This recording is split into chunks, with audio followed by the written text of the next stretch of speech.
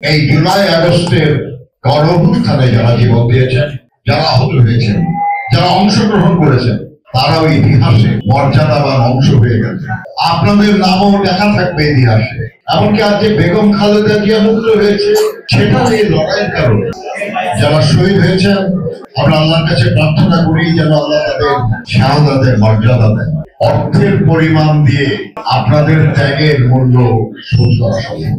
আমাদের দলের এবং অন্য দলগুলি হাজারেরও বেশি নেতা কর্মী খুন হয়েছে, 700-র বেশি নেতা কর্মী গুম হয়েছে, লক্ষাধিক মামলার শিকার হয়েছে, প্রায় ৬২ লক্ষ বিএনপি নেতা কর্মী গায়েবী এবং মিথ্যা মামলার আসামি।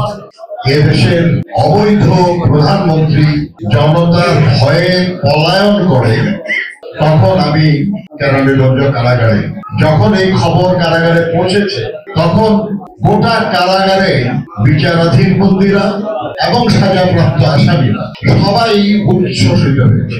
চারিদিকে স্লোগান, দেশ মুক্ত হয়েছে। শহীদ জিয়ার নামে স্লোগান, বেগম খালেদা জিয়ার নামে স্লোগান, এবং এই আন্দোলনে যারা অংশগ্রহণ করেছেন তাদের নামে।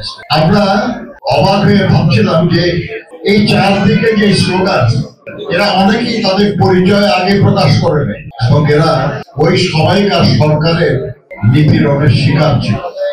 আজকে যারা শহীদ হয়েছেন, যারা আহত হয়েছেন, তারা যদি নিঃস্বার্থভাবে শুধুই দেশকে ভালোবেসে এই লড়াইটা যদি না করতেন, তাহলে দেশও মুক্ত হতো না, আমরাও জেল থেকে বের হতে পারতাম, কাইয়ুম সাহেব দেশে ফিরতে পারতাম। লাখো মানুষ অবর্ণনীয় দুর্দশা শিকার হতেই।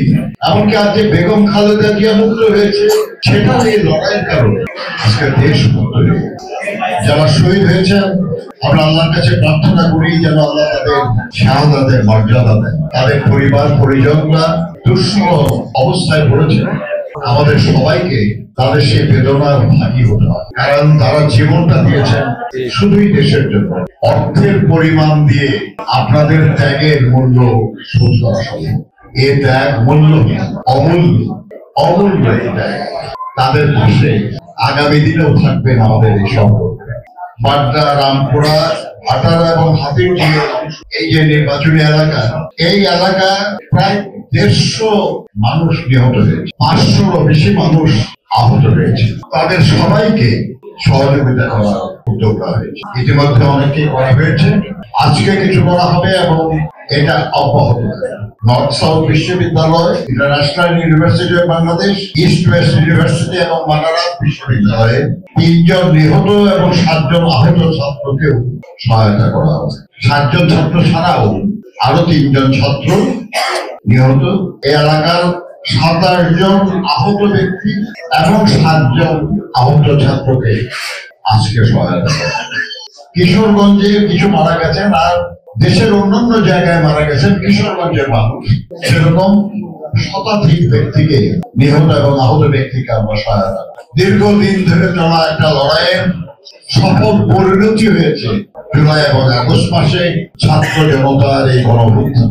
আমাদের সকলের দায়িত্ব সেই পরিবর্তন যেন ঘটে সেটা নিশ্চিত করা। আমি তার বিরুদ্ধে অভিযোগ জানাবো এবং চাইবো যে সুবিচার যেন নিশ্চিত হয়, এবং সরকারের কাছে আমাদের দাবি থাকবে এই সব নিরীহ মানুষকে যারা অন্যায় ভাবে খুন করেছে, আহত করেছে, তাদের শাস্তি হওয়া উচিত, বিচারের মাধ্যমে শাস্তি হওয়া। এই জুলাই আগস্টের গণঅভ্যুত্থানে যারা জীবন দিয়েছেন, যারা আহত হয়েছেন, যারা অংশগ্রহণ করেছেন, তারাও ইতিহাসে মর্যাদাবান অংশ হয়ে গেছে।